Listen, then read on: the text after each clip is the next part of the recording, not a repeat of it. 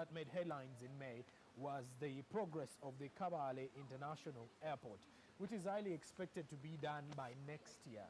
Now, our team was actually there in the month of May and clearly went to see the progress of the airport that is in Hoima as we prepare.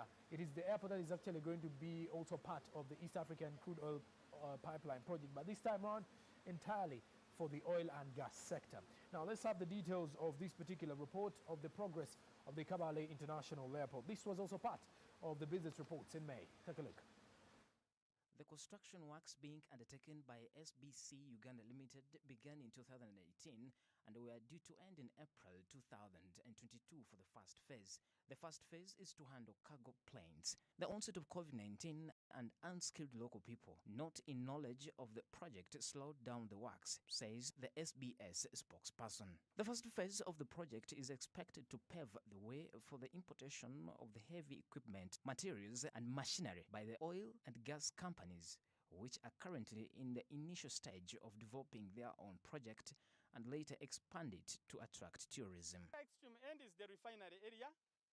Down here is the pump station 1, where all the crude oil in Uganda will first be gathered, part of it directed to the refinery to be refined, then the remaining exported through the ECOP. It is also going to start from somewhere here. Then this side is the industrial park. The industrial park is meant to make the airport busy after the construction of these heavy industries. Look, we said that the airport purposely here is to airlift the equipments to be used in the construction of these heavy industries. But this is something timely. The construction will end. Now, the government of Uganda thought it wise again to bring the industrial park here, so that after the construction of these heavy industries, now the airport will be busy in the exports and imports within the industrial park. Industries are going to be set up here. They will make the airport busy. Now, the other part is the social infrastructure.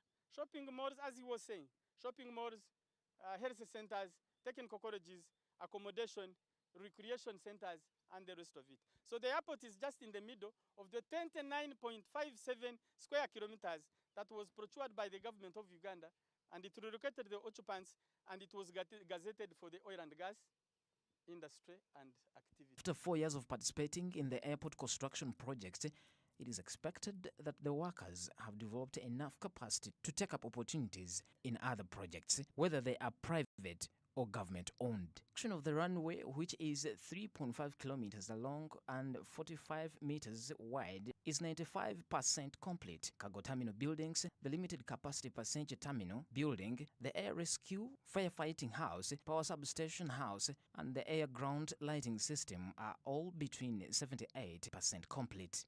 The Uganda National Oil Company, that's UNOC, oversees the works of all these oil companies and to know how oil will be transported to different locations on their midstream. But the midstream, where which is associated with transportation, and when we talk about transportation, we are basically looking at the East African crude oil pipeline, which will transport Uganda's crude from Kawali, where we are, to Tanzania for export to the international market. And then we have got refinery within the midstream segment. And the refinery. All right, now we're back, and like I said, it's a change of atmosphere around the pool here. And if you have good money, you can definitely wake up to a pool and get some swimming in the morning. But anyway, one of those top stories of the month of May was the progress of the Kavala International Airport, which has actually seen the progress. Now, that airport is actually one that is under UNOC, that is the Uganda National Oil Company. Now, it being the Uganda National Oil Company, and we do expect that by 2025, Uganda is actually expecting the first drop of oil. Now, the airport is actually based in Hoima. Now, this airport is literally going to be one of those that is going to be a force of attraction for the traders in terms of managing the exports and imports, more so in terms of the oil and gas, because there was need to have another airport and one next to that particular place of Hoima, or the oil city in Hoima, that is with the Kawali International Airport. The progress is actually ongoing. The airport is ongoing. The runway is almost done. Almost past completion, and those are some of the top stories that did make headlines in the month of May. And if you've been following up with the conversations and following up with Smart Means Business, you would surely seen that particular report of the Kavala International Airport. And by next year, hopefully, the airport will be good to go and ready for commissioning.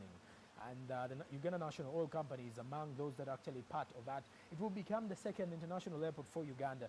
And it will be having a main focus with the oil and gas sector, it being the fact that it's actually situated in the more, let's say, more strategic areas, that is in Hoima.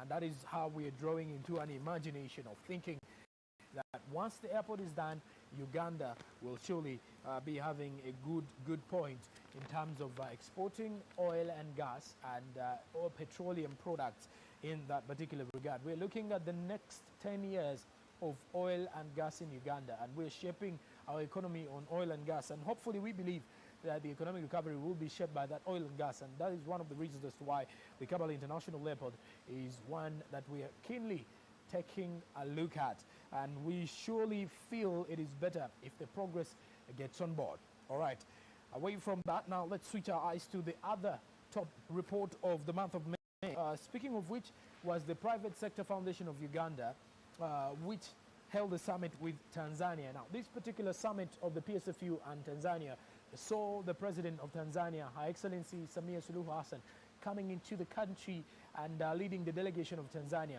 And one of the key aspects that was actually highlighted, looking at the events that we as Uganda's private sector, and that of Tanzania. Now, if you're to break down a little bit since 2021, ever since Samia Suluhu Hassan was sworn in as President of Tanzania to replace the late John Pombe Magufuli, we've seen different relations. We've actually seen different agreements between Uganda and Tanzania, off away from the final investment decision that was taken in February for the oil and gas. There was as well as a joint permanent commission that was signed in Uganda. Just that was when the Tanzanian delegation apparently came to Tanzania, rather from Tanzania came to Uganda to actually sign the joint permanent commission. Now, if you're to follow up on the situations as well, the oil and gas sector, and then also elimination of trade barriers that was actually hindering progress of business between Uganda and Tanzania. Now, this time round, this was a summit between the Private Sector Foundation of Uganda and that of Tanzania, and of which one of the keynote speakers was the President of Tanzania, Her Excellency Samia Suluhu Hassan, who addressed different matters of business and bilateral relations, on which we as a country in Uganda will definitely benefit from the two trade relations, because we all understand these agreements always create opportunities for not only, if I'm to say, it does not only create opportunities for the Ugandans or the private sector in Uganda, but also the private sector in Tanzania, on how we can actually make relations, now of which these relations are going to help us and are going to benefit the two countries, Uganda, Tanzania, the private sector. These are some of the big top stories. We're now breaking them down for you as they happened in the month of May. Now take a look at this particular one that saw the Private Sector Foundation have a summit with them and Tanzania. I'll be right back. Stick around. Good morning. And Samia Suluhu assured Ugandans of strengthening the trade relationship and linkages between through high-level and improved business relations between Uganda and Tanzanian business actors. Raw form without being processed, thus denying the country some jobs. We are therefore inviting you to come and work with us in projects that involve value addition and beneficiation of mining products as deemed appropriate. These include processing of precious metals and gemstones, production of iron ore and steel, processing of nickel, and extraction of uranium. Tanzanian delegate Eric Hamisi, the Director General Tanzania Port Authority, noted that it is cheaper for traders, particularly from Kampala, to use the Dar es Salaam port. Tanzania Ports Authority, or for that sake, Port of Dar es Salaam, ought to have been the most preferred port in this region, and especially for Uganda market, no doubt about it. Because if you talk about cost and if you talk about time, it is faster to get your cargo from Dar Port to Kampala. It can actually take 3 days. And it's cheaper because we have the two most affordable means of transport, the lake and the railway. And surprisingly, I think 1,200, we can also confirm, it's a railway track. And it's about 300 kilometers is the water. And once you get to Port Bell, there's another railway line down to Kampala. So all around, you definitely have I think, the cheapest mode, or the most affordable mode, compared to the neighboring country which we are referring it here. But well said, things went wrong, and we have already paid our tuition fee. School fees, for that matter. We are back to the track. The bygones are bygones, and we look forward. What is the future entails now? We have done a lot. Within the last 5 years, we have done a lot at Darport. And we have done a lot in the whole value chain from Dar es Salaam to Mwanza. And massive projects.